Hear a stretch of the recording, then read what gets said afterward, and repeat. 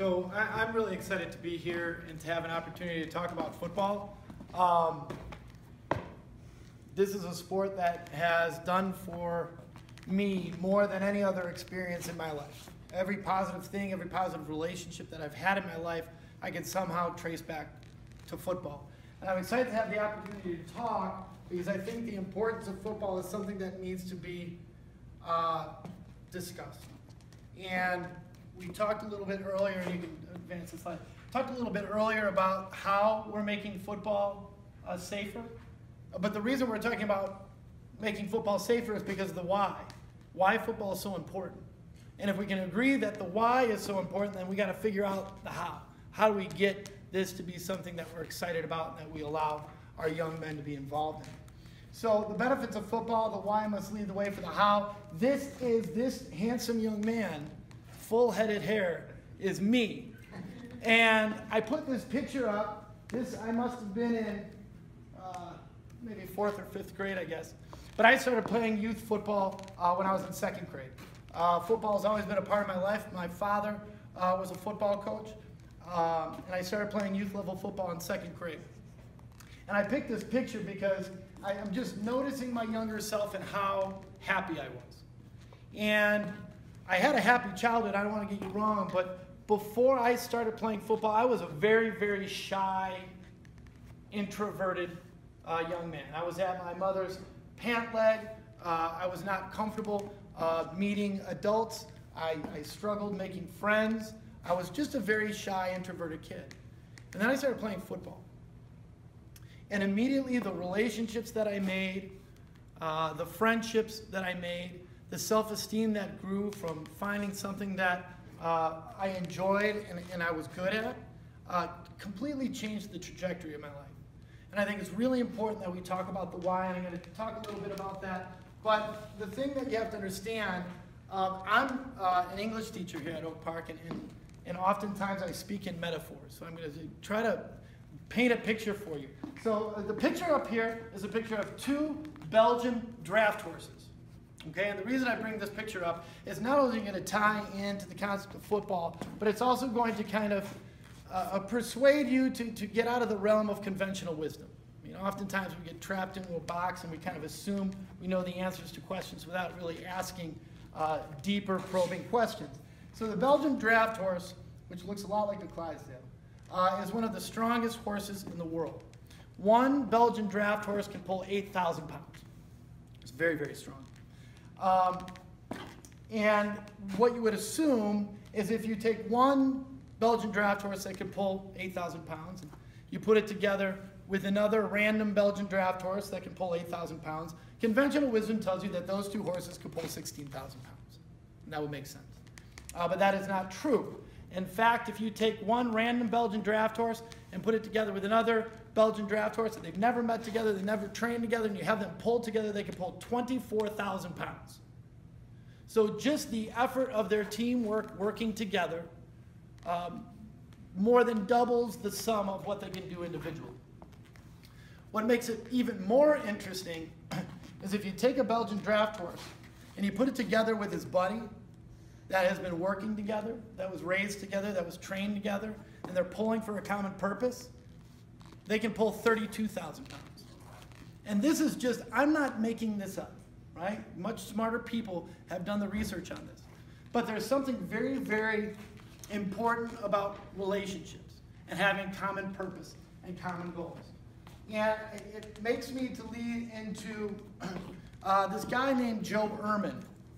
Joe Ehrmann gives probably the best TED Talk I've ever watched about what it means to be a man and how we have to, as a society, redefine what we consider masculinity. Joe Ehrmann is a former NFL player, and he's now a minister. And part of his job as a minister is he sits at the bedside of people who are passing away and helps them transition into the next phase of their lives. And after seeing this and experiencing, Joe Ehrmann says, masculinity can only be defined by 2 things. First, your capacity to love and to be loved. Masculinity ought to be defined in terms of relationships. Second, it ought to be defined by a commitment to a purpose. All of us have a responsibility to give back, to make the world more fair, more just, more hospitable for every human being. So he says basically at the end of a man's life, he doesn't look back at his wins, doesn't look back at championships, doesn't look back at that car he drove. He looks back at the relationships he's made, the people he cares about, the people who care about him, and then looks back and says, did I live for a purpose? Did I contribute something better to this world? And on the left is a picture of our weight room t-shirts that we give our young men after they get 20 days of lifting. And on the back of that is a Husky sled team pulling a sled, and the words relationships and purpose. Because in my mind, that's what football is all about. And Joe Ehrmann goes on in his TED Talk and explains how football is one of the best training grounds in terms of developing a young man's commitment to relationships in his life and a shared purpose, contributing to something greater than themselves. So how does football contribute to this? You know, I am obviously biased. I'm obviously biased. I don't want to pretend that I'm not. But I am convinced that football is just different than every other sport. I'm convinced football is the best sport, especially when it comes to developing young men. I think it's different. I think it's unique. And I want to kind of walk through briefly some of the ways that I think football is different than other sports. Now, the first thing is it's a fall sport. And you're going to say right away there's a bunch of fall sports, and that's true. All right? But football, as well as other fall sports, one of the great things about them is because of the way the educational system is set up, we start school in the fall. If you're in a fall sport, you don't start football right at the end of August or September. You start it in the summer. So what happens is before you've even stepped into the school, you've developed relationships with tons of kids. And those relationships that you build with your teammates, all of a sudden when school starts and you step onto campus, you have the ability to walk with your shoulders back, your chest out. You feel good because you have friends in the building that you know. Some of the teachers you have may be the coaches that you have on the football field. I remember when I was transitioning from high school to college, I was fortunate to play football at the University of Dayton, go Flyers. And the summer before my freshman year in college, I was very nervous. And if any college kid tells you they're not nervous, they're lying to you. All right, going away from home, learning something new. But I got to show up to Dayton a month before school started. I knew sophomores, juniors, seniors. They told me what classes to take, which classes to avoid. They told me the fastest way to get to the cafeteria and what to order and what not to order. When school started, I was a pro. It was easy because I had developed these relationships, and that's what happens when you start a sport in the fall. And yes, this can happen in soccer, and it can happen in cross country and other fall sports. All right? But there's something special about the bond that happens on the football field. The second thing, and this was kind of reinforced earlier, was that football is highly structured. Any child psychologist, any person in the educational field will tell you, young men crave structure. And they might say they want all sorts of freedom, but they don't. They want structure. Structure actually allows them to be more free because they know what the parameters are. Football is unique because of its structure. You can set your watch by a football schedule. Monday, and I'll just take you through a week of our practice. Monday is a walk through a film day. We watch film for the opponent that's coming up. We get on the field in shorts and a t-shirt, and we teach. It's a teaching day. It's a walkthrough day. All right, we're developing the game plan that we're going to carry on throughout the week. Tuesdays and Wednesdays are our contact days. We'll wear helmets and shoulder pads and pants and all of that. But when we talk about contact days in 2017, it's much different than the contact days that even I had back when I was playing high school in the 90s. We rarely take anyone to the ground. When we're working on tackling skills, we're working on tackling dummies. We have crash pads on the ground. Our biggest concern is making sure that the kids are healthy so we can make it through the week so they're ready to go on Friday night. There's no sense in beating people up during the week. It just doesn't make any sense. That's an old school mentality that fortunately we've gotten past. Tuesdays and Wednesdays are contact days. Thursday is a walkthrough again, It's like a dress rehearsal where we make sure that the athletes can ask any final questions, that we make sure that everybody's on the same page for the game. And in these, we're just helmets and shoulder pads, there's no contact at all. Then you have your Friday game. Saturday, we meet with the young men and watch film, get in a lift, and Sunday they're off with their family and their friends. And that's every week. That's every week. All right, in this structure, you can look at any football player's grades, and you can see that during the fall, their grades are better than any other time of the year because they have that structure. They know what they're doing every day.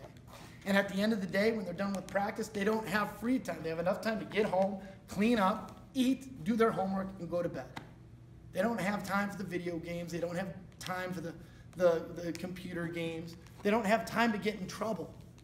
During the football season, they're not getting in trouble. They don't have time to get in trouble. Delayed gratification. This is something that I don't think we talk about enough. Our kids are so accustomed, so different than when we were young. They're so accustomed to getting what they want when they want it. Any piece of information is just a reach in your pocket to your phone away. They want it now. And what we don't understand, and what these young people don't understand, is that's not how the world works. You don't get a job and get the corner office and get the Cadillac right on day one. It's a journey. It takes time. And in football, it's unique because we start our summer camp at Oak Park. We start in June. We go June, July, August, September, October, and if we're doing things right, November. That's 6 months. We're only guaranteed 9 games. Over a 5 to 6 month period, we are only guaranteed 9 games. So those games matter. Every practice matters. It's important. It's a big deal. There's a lot on the line because there's only 9 games. There are some sports in which you play multiple games in a single day. Double headers. There's weekend tournaments. It's game and game and game and game. And I'm not against competing. I love competing and I love games. But there's something beneficial about the process that it takes to get prepared for a game. Then to have that final test on a Friday night, to watch the film on Saturday and learn what you did well and what you need to work on, and then go through the process again. It helps develop growth mindset. It helps develop grit. All of these things that scientists have shown us are beneficial for young men. Football is a true team sport. And I know, again, I'm showing my bias here, but I don't think there's a better team sport out there than football. On the football field, the 11 individuals that are on the field all need to be doing their part for the play to work. It's not a sport in which you can have a pitcher's duel. You just have 2 pitchers battling back and forth while everybody's out there counting the blades of grass in the infield. All right? It's not a basketball game where a guy can clear out the rest and just go one-on-one with somebody. It's not a goalie taking over a game. All right? In football, every single individual on that field has to be involved. It's a true team game. Everybody's importance is as much as the next guy on the field. Everybody's involved. It's different than other sports.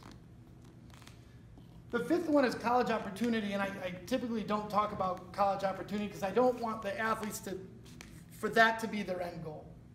I don't want them to be doing this because they're going to the next level. You got to do it because you love being in the moment. You love what you're doing right here and now. And if you do that well, maybe you'll have an opportunity. But the reason I bring up college is it's just a numbers game. All right? It's just a fact. All right?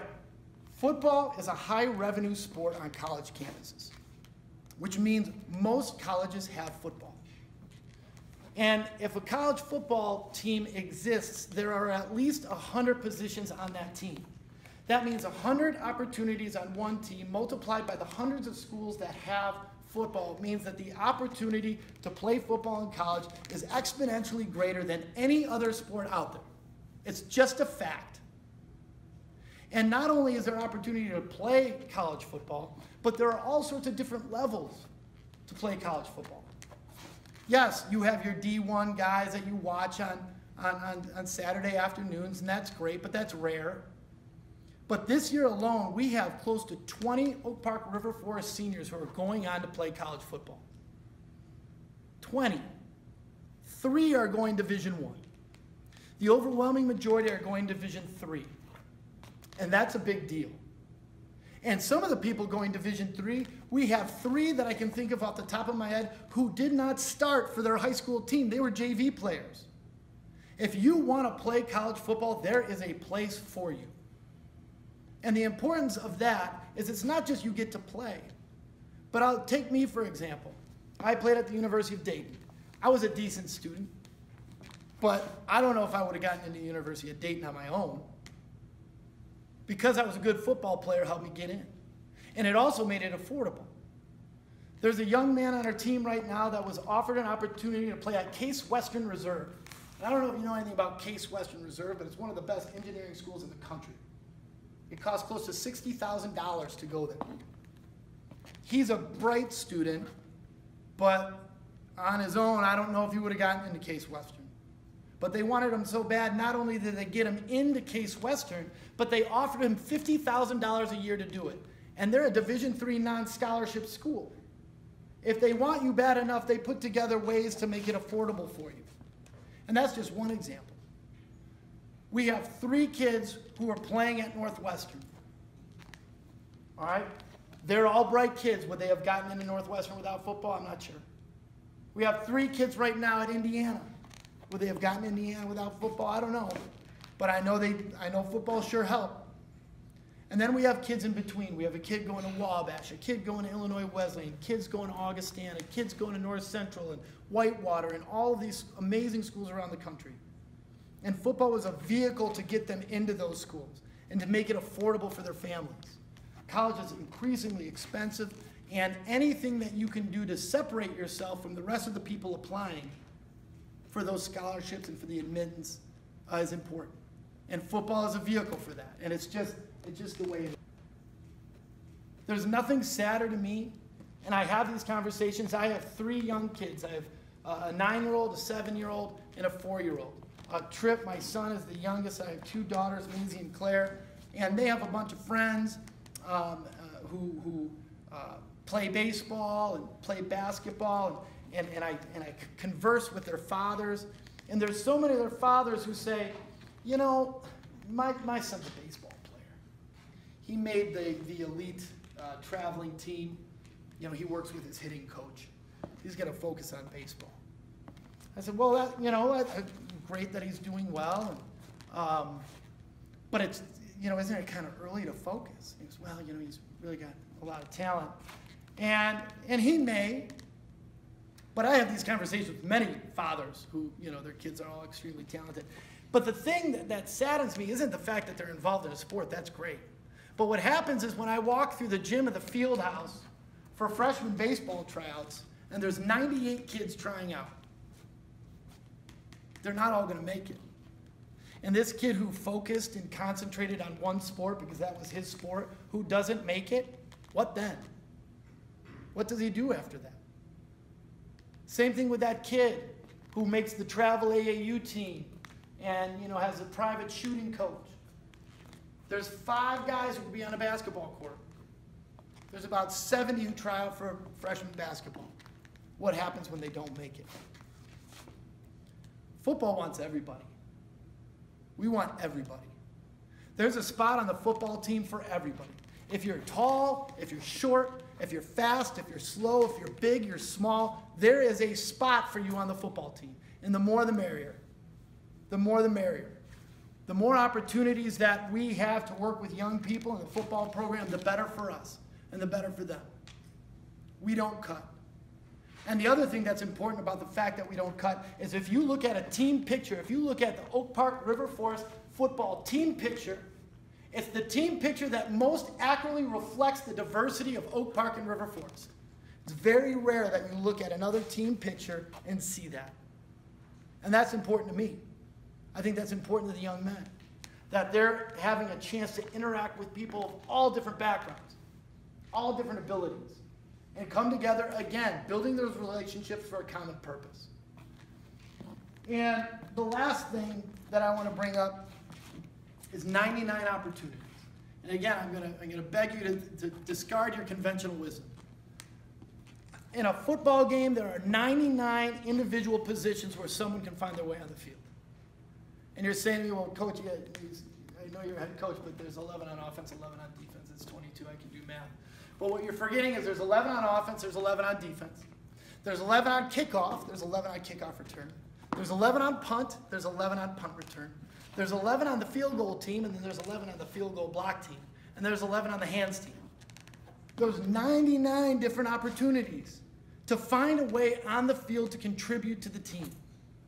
99 different opportunities. And if you can't get on the field, football is one of those sports where when I was a freshman at the University of Dayton, I was not even sniffing the starting spot at quarterback. Not even close. I was a scout team quarterback. And my job was to get the Dayton defense better. My job was to be better at quarterback than the team we were going to play. And then come Saturday afternoon when we played that game and I stood next to the coach with the clipboard and the hat on, I knew I contributed to that. I knew I contributed to that. Football's you have to understand that in football, everybody's job is so important. We talk about guys like Peyton Manning. Peyton Manning, who may be the greatest quarterback to ever play. Football is one of those rare sports where if he doesn't have 5 big dudes in front of him blocking, he's not the greatest that ever played. If he doesn't have those 4 guys running the routes they're supposed to route, and when he throws the ball they're supposed to catch, and that running back who didn't get the handoff doesn't pout because he's got to pick up the backer coming through the B gap, if they're not doing their job, he can't be great. There's 99 opportunities to get on the field and be great. Football's just different than every other sport. This is a slide that I have in my office. It's a picture. It's a framed picture that I have in my office. And I conveniently put the OPRF sticker over the jersey because it's a team name in green that we don't speak out loud. But the guy in the middle is me. All right, I'm handing the ball off to a running back. And the guy to my left, his name is John. And he was my center when we were in Pee Wee football. He was my center in high school, getting my back right here. And in a couple weeks, I'm going to be his best man in his wedding. And when you talk about relationships and how those relationships get built, when you build something together, you have a common purpose, it's a pretty special thing. I could talk all night about football, and I'm glad to talk with anyone in this room about any questions they have about what we do at Oak Park and River Forest High School. But I truly believe that the why when it comes to football is so important that we should and that we are figuring out the how to make it happen. Because it's a pretty big deal. It's a big deal for me. And I see the impact it has on young men's lives that I've seen grow in the coaching profession. So thank you very much for being here.